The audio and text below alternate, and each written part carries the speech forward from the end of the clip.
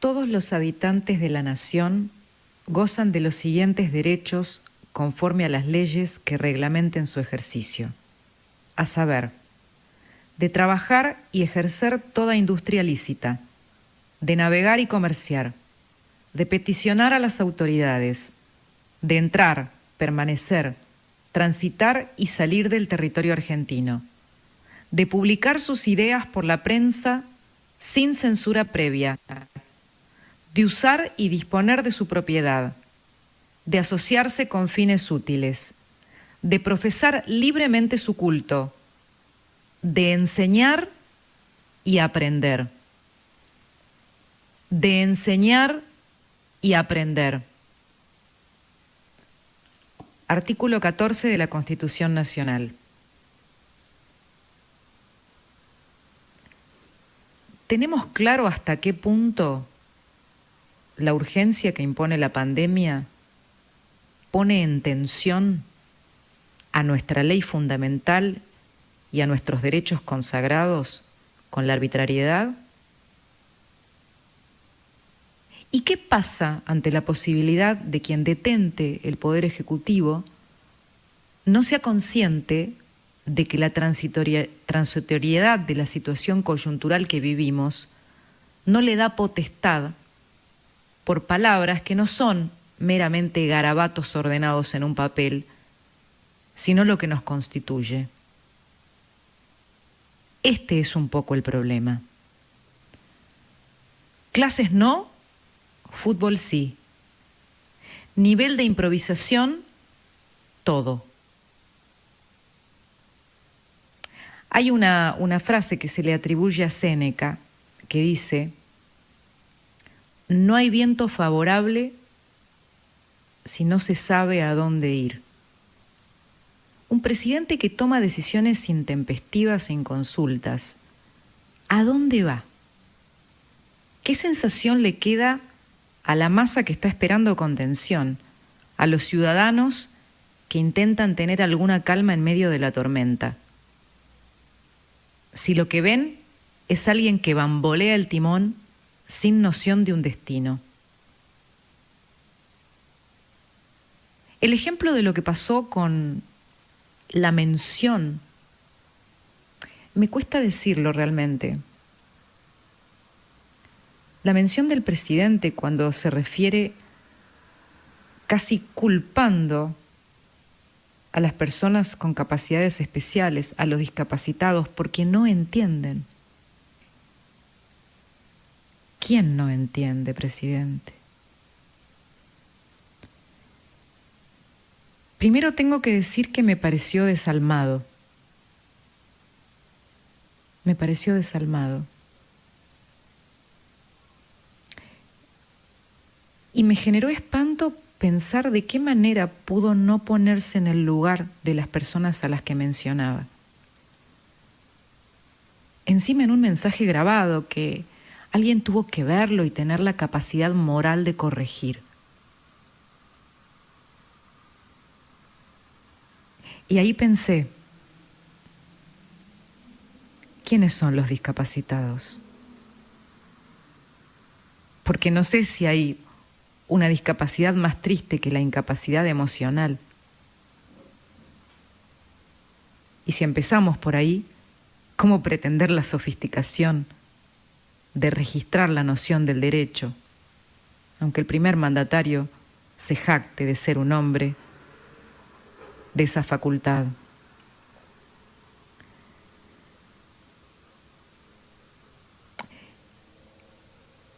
La verdad que ayer pensaba, ¿no? Y luego viendo hoy al jefe de gobierno porteño, el presidente se convirtió en el mejor jefe de campaña de Horacio Rodríguez Larreta.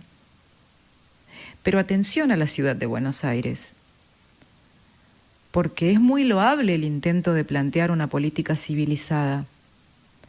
Pero la verdad que si yo me encuentro con un pitbull en la calle, me voy a poner un guante antes de darle la mano. Es más, voy a tratar de no darle la mano porque me la va a morder.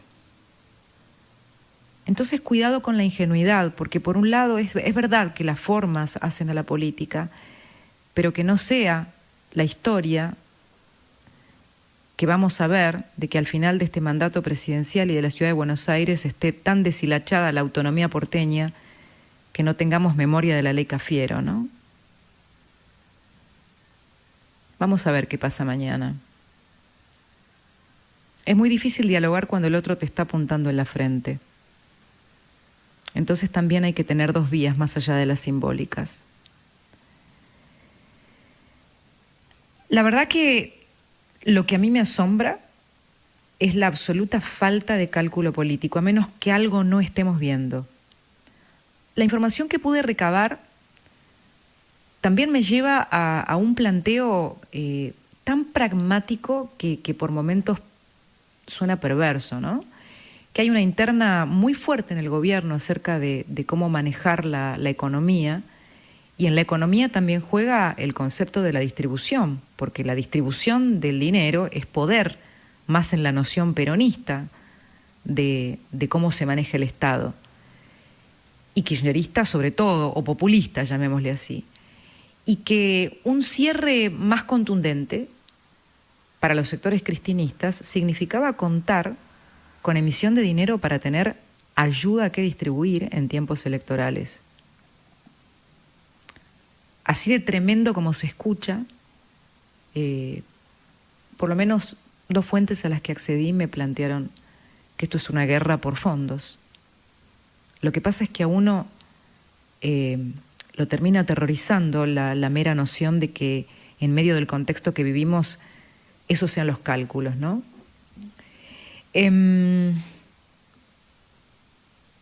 Estaba pensando en lo de la suspensión de clases, comparándolo también con lo que pasó con las vacunas. No solo con la ineficiencia en cumplir con la gestión eficiente de las vacunas, sino también con el vacunatorio VIP específicamente, que fue una situación impúdica, pero que cruzó todo el mosaico social y que saltó la grieta. Fue tan pésimo el cálculo político del presidente al suspender las clases, sin argumentos científicos. Porque hoy escuchaba a Quirós comentar que que son muy pocos los chicos que viajan en el transporte público a la escuela, con lo cual eso no puede ser una causa. Realmente el número era ínfimo. Y la cuestión de la suspensión de clases también saltó sobre la grieta. Saltó sobre la grieta de manera tal que terminó alejando del gobierno o generando críticas explícitas de gente que realmente estaba embanderada, al menos con una idea de lo que ya parece un fósil, ¿no? El albertismo. A mí me preocupan varias cosas. Una de ellas, que tiene que ver, y hoy se lo planteé al vicejefe de gobierno, Diego Santilli, en esto que yo considero que es a veces una suerte de ingenuidad o de alta diplomacia que de la Ciudad de Buenos Aires, porque yo creo que la Ciudad de Buenos Aires tiene que esperar lo peor del gobierno nacional. No considerar que porque hoy la ministra Frederick dijo que van a coordinar con la ciudad, eso va a ocurrir. No, tienen que esperar lo peor. Porque esa sería la manera eficiente de anticipar lo peor, porque realmente lo que ha demostrado el gobierno nacional es que está esperando o para meter la mano en el bolsillo de la ciudad o para directamente desmantelar su autonomía. Cristina Kirchner detesta la capital porque la capital le es refractaria, porque la capital no le perdona la corrupción, porque la capital tiene otras expectativas que no coinciden con su universo de dádivas y de mesianismo. Entonces hay que esperar lo peor, porque Cristina Kirchner es la líder de ese espacio. Con ese criterio, ¿qué pasa, más allá de que sea inconstitucional, y nos lo ha dicho aquí Félix Lonigro ayer, el constitucionalista, qué pasa si la Policía Federal va y cierra un comercio, va y cierra un restaurante, que no tiene legalmente la potestad de hacerlo? Y hoy me decía Santilli, no, lo vamos a denunciar. El peligro es que si hay una orden mal interpretada, porque el presidente ordenó actuar a las fuerzas federales, podemos estar lamentando algo más grave. Y eso lo tiene que decir una y mil veces. El llamado a la legalidad y la advertencia tiene que decirse una y mil veces por parte de las autoridades porteñas. Mañana a las 10 se reúne finalmente el presidente con el jefe de gobierno porteño. ¿Saben qué sentí? Primero, me impactó para bien Larreta pidiéndole la reunión públicamente al presidente. El presidente de la Nación, que es el jefe de campaña de Rodríguez Larreta desde hoy. Pero dije, era antes, presidente. O sea, es una capitulación por estupidez en el fondo. Es haber perdido la oportunidad de quedarse callado, de ser estratega, de practicar la alta política. Esto es el hondo bajo fondo, esto es el fango. El fango se subleva, dice el tango. Y acá viene otra cuestión. ¿Ustedes se acuerdan lo que pasó en Formosa? Formosa, que nunca se le revelaba a Gildo Insfrán, se le reveló con los gastronómicos. ¿Se acuerdan? Lo que antecedió a esa rebelión, que finalmente ganaron los locales que decidieron seguir abiertos, fue una represión brutal. Represión a mujeres, detención, periodistas encarcelados, menores encarcelados. Ante esa represión y pedidos incesantes y denuncias por violaciones a los derechos humanos, el gobierno nacional no tuvo ni en una carpeta, ni en un papelito de esos que se abollan y se tiran al papelero la idea de la intervención federal, con la ristra de abusos de poder que hay en el reino de Gildo Insfrán. Y a la capital la quieren intervenir de prepo y la quieren convertir en Formosa. Espere, señor operador, espere.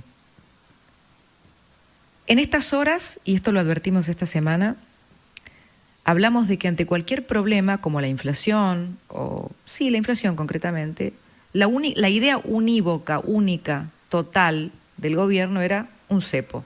Por ejemplo, cepo a la carne. En estas horas apareció algo parecido como un cepo a la carne. Pero ¿saben qué? La suspensión de clases también es un cepo. La suspensión de clases es un cepo a la infancia sana de nuestros niños. Y les quiero decir algo que tal vez no se terminó de advertir totalmente, pero que muchos están advirtiendo y vieron porque las imágenes eran muy fuertes a los ojos. Trajeron a la política más jóvenes, señores del gobierno. Trajeron a la política a los jóvenes de la próxima década porque los hicieron salir a protestar con 7 u 8 años. En mi vida pensé que iba a ver a un nene o a una nena con una bandera argentina parados ante la Quinta de Olivos, ante un escuadrón de hombres pertrechados que miraban incapaces de estar a la altura de esa criatura. La verdad, tal vez estoy pecando de idealismo. Señor presidente de la Nación, muchas veces reconsiderar una medida es visto como debilidad. Pero permítame decirle que en realidad es una fortaleza. Pero una fortaleza que solo tienen los grandes o los que detentan algún intento, alguna intención, alguna voluntad de grandeza.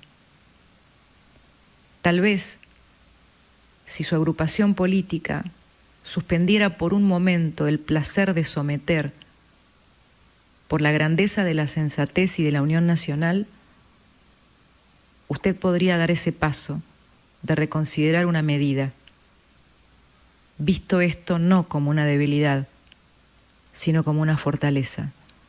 Tiene una oportunidad de reconciliarse un poco con la sociedad. Ojalá no la pierda.